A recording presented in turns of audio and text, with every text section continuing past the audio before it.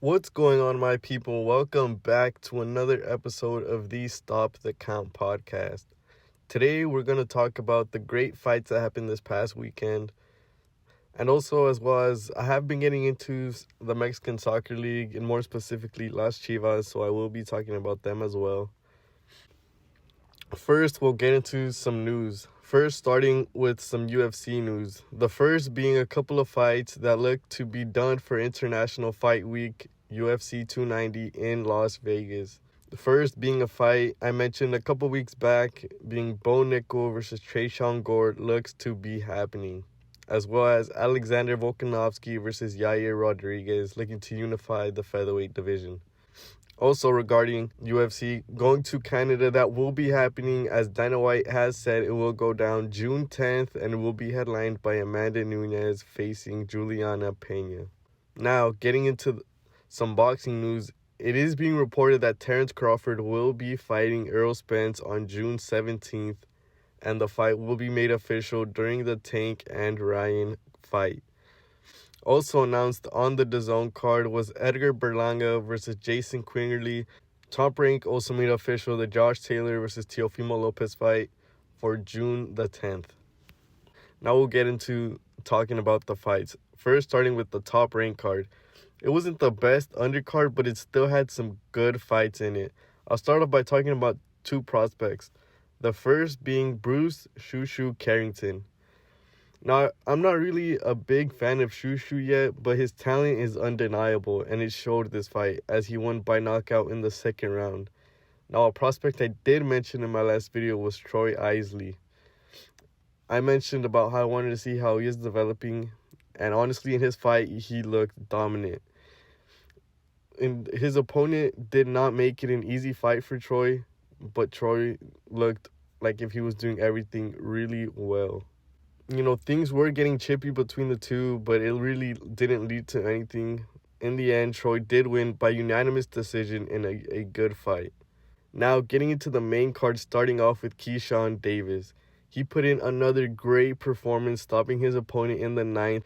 It might have been an early stoppage, but there was no reason for his opponent to take that much punishment. What do you guys think about Keyshawn fighting Frank Martin next? Next up was Jaredanderson. He was just dominant, and honestly, Top Rank has to really look for a contender to set up Jared with. He's been dominating his opponents recently, and I believe it's time for him to get a real step up. A fighter can only be a prospect for so long. Now for the main event, shakurstevenson versus Shashiro Yoshino. This was a complete Shakur domination from the start. Great boxing from the first bell. Shakur was able to get a knockdown in the second and fourth round. This led to Shakur getting a 6-round stoppage victory as the referee stopped the fight. Now, as well as a prior fight, some people may think it was an early stoppage, but I think it was a good stoppage as Yoshino wasn't able to do anything really. Shakur had his way, was doing whatever he wanted. And I did mention last week that it is his lightweight debut, and he looked so good at this new weight class. Also, yesterday, Bill and Devin Haney came out and said that they will be staying at lightweight. So let's hope Shakur is able to fight the winner of Haney versus Lomachenko. Now we'll talk about the DAZN boxing card. First, talking about some of the prospects I mentioned in my last video, the first being Marccastro. He had another good boxing performance, landing hard body shots on his opponent and stopping him in the 7th. He showed very great stamina as he overwhelmed his opponent. Next, we'll talk about Jesus Martinez. Panterita was in another close fight. The fight did end in a draw. Now, that is not the worst thing that could have happened, as Panterita is only 18 and is still growing and maturing as a fighter. Now, getting into the main card, thomasmattice versus ramirocesena. The fight, it was a good fight between the two. It was getting a little chippy, but it all made for a great fight. Matisse did look hurt and not fully into it in the 9th, but Matisse was able to pull through and get a stoppage in the 10th. Some people think the ref stopped it early, but I think it was a good stoppage. Cecina was up on all scorecards at the time of the stoppage, but he was not throwing anything, leading to the referee stopping the fight. It was a 10-round fight, and he got stopped in the 10th round. Now, the Rayford versus Jessiemagdaleno fight, it was a great start to the fight by Ford, using his advantages to the best of his abilities, leading to a fourth round knockdown. From there, Jesse would win around here there, but other than that, Ray was just dominating him the rest of the fight. An 11th round knockdown did come. It really didn't prevail to anything. Rayford won by unanimous decision.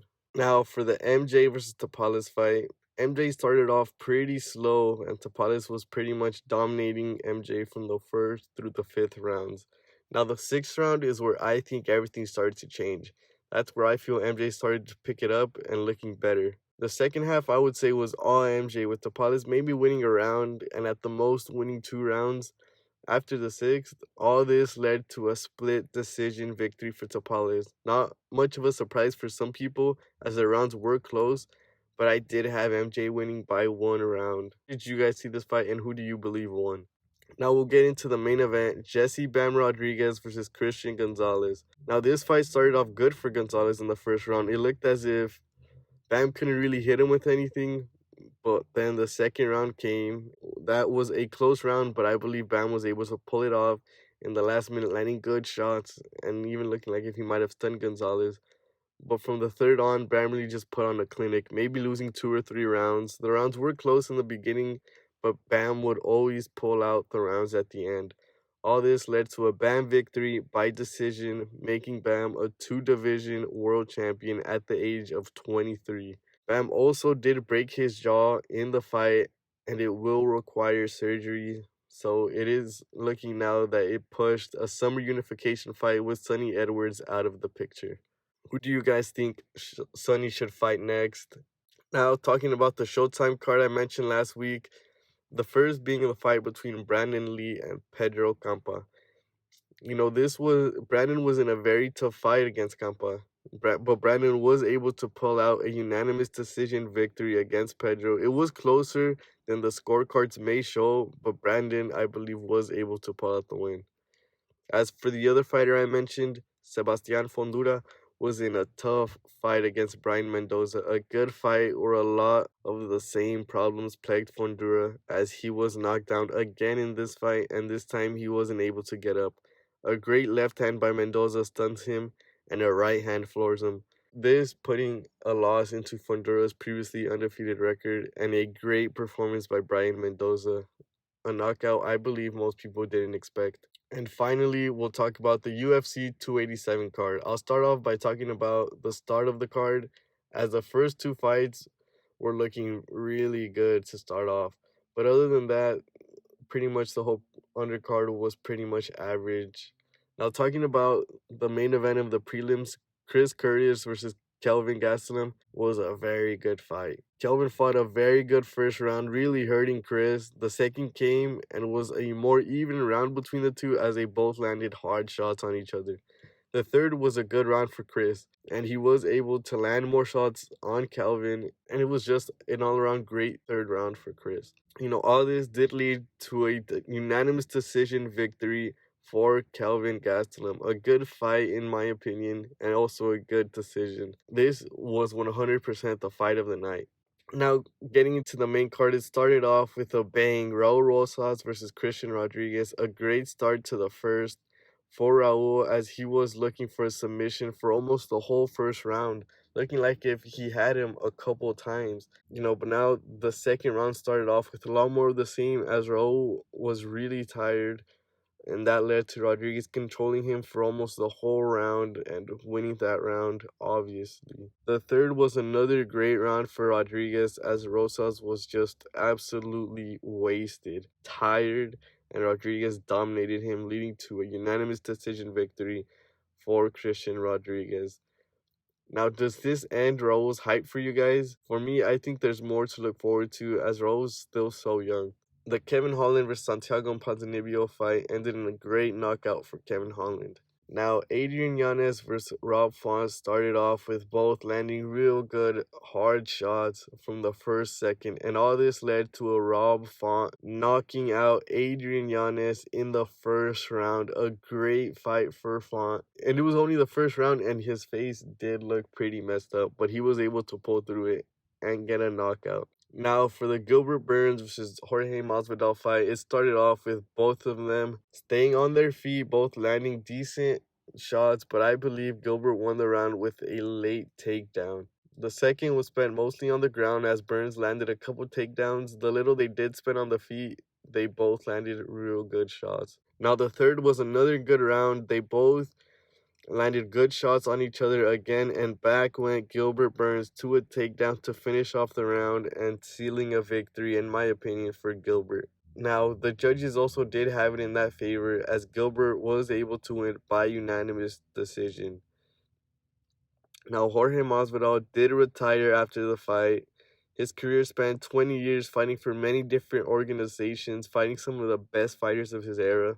He was never able to win a division title in his career, but that doesn't mean shit since he's been in so many really good fights. Now for the main event, Alexpereira versus Israel Adesanya. The first round was a good feeling round for the two. It was a close round, but I believe Izzy was able to pull it off as I feel he was the more active fighter. Now the second round was a great round for Alex. All that changed as he had Izzy up against the fence. Alex was going off on Izzy until Izzy countered with a right hand and knocking Alex out. A crazy way to finish the fight. A great rivalry between the two. Their careers will forever be tied together, in my opinion. What do you guys think will happen next for these two? Do you think they should fight again, or do you think Alex should just go up to 205? They are currently 3-1 in overall records on fighting against each other. Now we'll get into the Chivas game. It was a decent first half. It didn't start off the best way as there were still many mistakes made by the Chivas defense. And Miguel Jimenez did make a great save, and also did Cristian Calderon, saving us from another goal with a great slide. After the first 20 minutes, I would say Chivas started to attack nicely, but I feel as if their lack of strikers really showed. I feel as if they were playing in a false nine by committee, switching between Pocho, Cisneros, and Piojo. The second half started off very well for them. They were attacking well, but just came up short of goal each time. That was until the 71st minute came the much awaited goal by Pavel Perez, 6 minutes after coming on for Nene Beltran, an amazing pass by Alan Mozo, and a great finish by Pavel. Now, Pauno's substitutions weren't the best, but in the end, he was able to pull out the victory. Now, there were many controversial non-call penalties that were made by Pollo Briseño on Necaxa attackers, but it was a game where Wacho saved us from a loss, as it was another pretty bad game from the Chivas defenders. I feel as if Pollo, more specifically, had a horrible game. Now, I know Pauno had to experiment with the defense after the last couple games, but at some point, we have to realize the younger players might not be ready, but the only way they'll be able to get ready is by having game time against top competition. Now, also in the Arsenal versus Liverpool game, it was shown that a linesman elbowed Andy Robertson in the face. I believe there can't be these types of aggression towards players, as a part of a referee's job is to be able to block out the noise from either team and from the fans. My question would still have to be, how will the referees react when a player does something like this to them? Thank you guys for staying until the end. Don't forget to subscribe. Don't forget to follow me on Twitter at StopTheCount10. See you guys in a couple days as we talk about the upcoming week in MMA and boxing. See you then.